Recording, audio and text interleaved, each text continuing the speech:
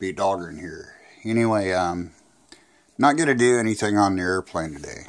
A lot of you know me from Facebook, 90% of you.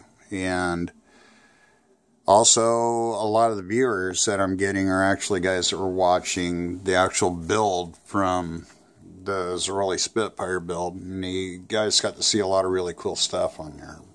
And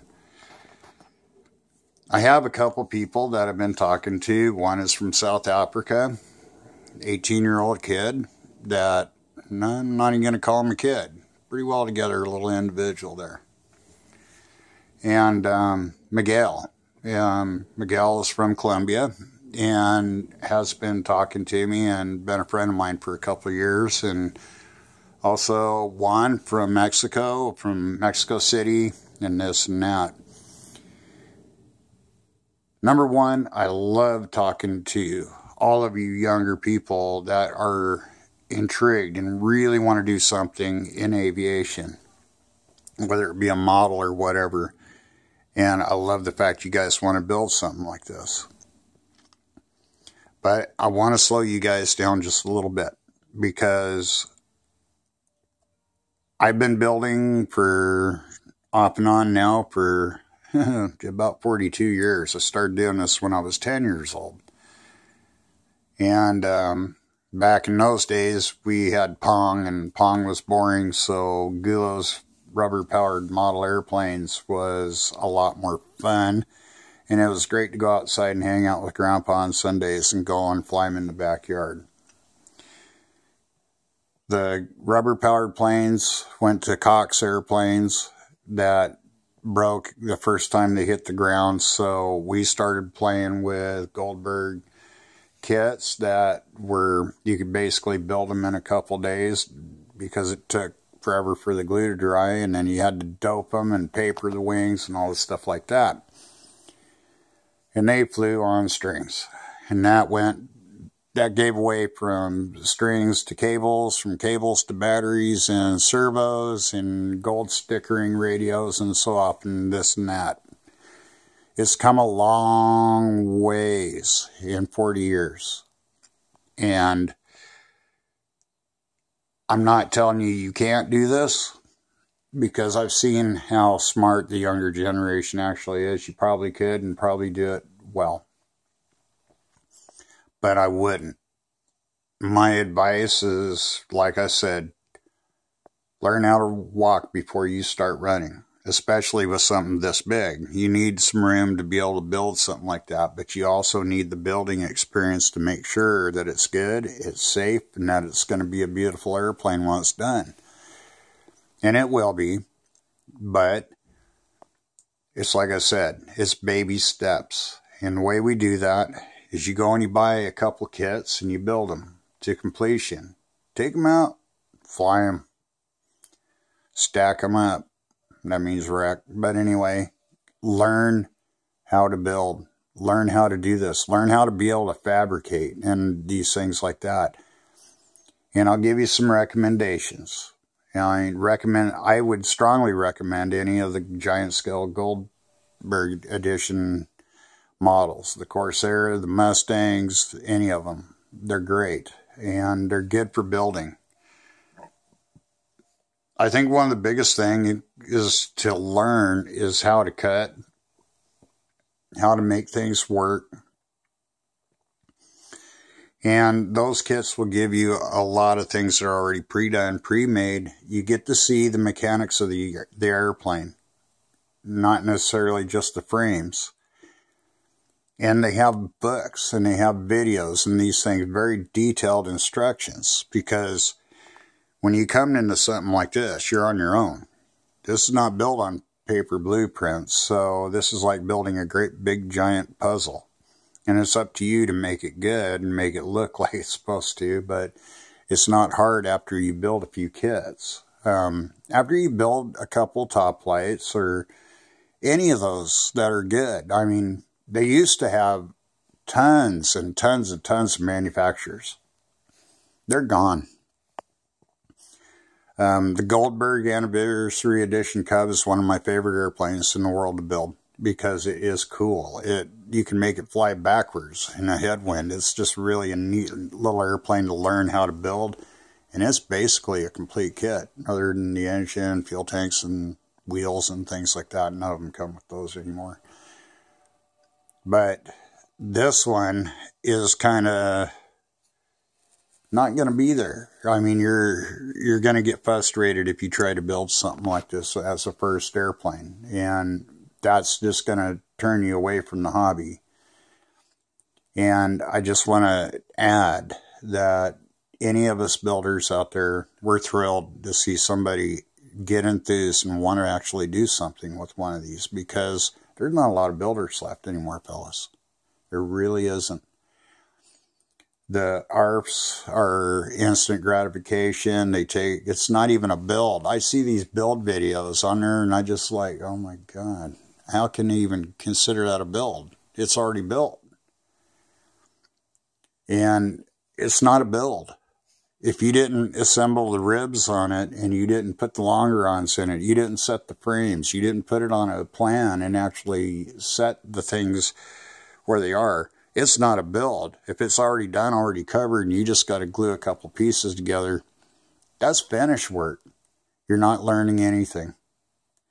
And incident meters and all the stuff like that we still have to do on this, and making sure things are absolutely right. Guys, that's why you need to stop and go and get a kit. Don't buy an ARF. If you're going to do this and you're going to want to do something like this, an ARF is not going to help you achieve any of this. You're not going to learn enough about that airplane. You're not going to know how that bulkhead goes together. You're not going to know how to laminate the parts to make them stronger. You're not going to know how to add pieces of carbon fiber in the laminations to make things so they're just about foolproof. You need to learn by building a few Zerollis or some Jerry Bates. They're excellent. All of those names that are out there that I've done, I built them and I love them. They fly extremely well. And actually the Spitfire was a Zerolli. So, and that one was pretty much a laser cut kit. You can scratch build it. The templates are there. If you wreck it, you have them. But if you know how to build it, and you did build it, when you do crash it, it's going to be that much easier for you to come in there and make the repairs. And it's going to have survivability. If you build it yourself and you follow the steps like I'm doing on this, you're going to be just fine. But the one thing is that, like I tell a lot of younger people, it's a commitment to make something that is extremely safe to be around. You've got to know a lot of things, and you don't get that by just grabbing one going, wow, that don't fit right. How do I make this work? How do I do this? Oh, shit. You know, you just don't. It doesn't work like that. Okay? You've got to know how to build, and the only way you can do that is by starting from the bottom and working your way up. And so it's not about deterring you or telling you can't do it, because you absolutely can. You'll figure it out. But it may be frustrating for you and getting a lot of help in how to do something. I mean, there's a million YouTube videos out there, and there's some great builders. And you want to see somebody that really knows his shit and goes out there, go look at some of Bob Moore's videos. You'd be amazed at what he has done. He's Hornet Pilot on YouTube. And that guy has taken plastic models and made them absolutely monstrous. The B1 is amazing. The Thunder Chief, it's awesome. He built those out of model airplane, or just basically little toy model airplanes, scaled a bit. Got them done. Makes his own molds and this and that. And Peter Goldsmith, excellent. You want to buy a really good kit, go look him up. He's got some beautiful sailplanes out there that I would actually highly recommend you build a couple of those. And they come out just beautiful. And building is building, fellas. I mean, you want one of these, that's fine. Get one of these. But Do it after you've taught yourself and you've gone through your learning curve of building, because if you don't, you're going to have some issues. And believe me, I've had my share with this one, and they're not big issues because I've built a lot of these airplanes. So it's there's a lot of things I haven't shown you guys that are just kind of deals because, and I'm sorry I didn't show these in certain steps like the levels and the building, the planing of the board and all that stuff to get it completely perfectly flat, because I was under the assumption a lot of the guys that are doing this are getting ready to build this, and they have made a few builds. But I'm getting a lot of new viewers that are being inspired. And you know what? That's why I'm talking to you now, because I want you to be inspired. Continue to watch this series. If you think you can handle it, go for it. And I'm going to show everything that I'm doing. And guys, this doesn't happen overnight. And this is one thing that Miguel asked me. He says, how much time did it take you to sheet that fuselage? Well, guys, it's not even 50% done yet right now, and I've got 2 weeks in it. Every single part. And I did one video yesterday where I sanded actually a part out and showed you how to form it. I did it reasonably quick, but it's one of those deals where it's just experience that you get after you build a few airplanes, and it's not unachievable, but there is a right way to do these, and the right way is the only way.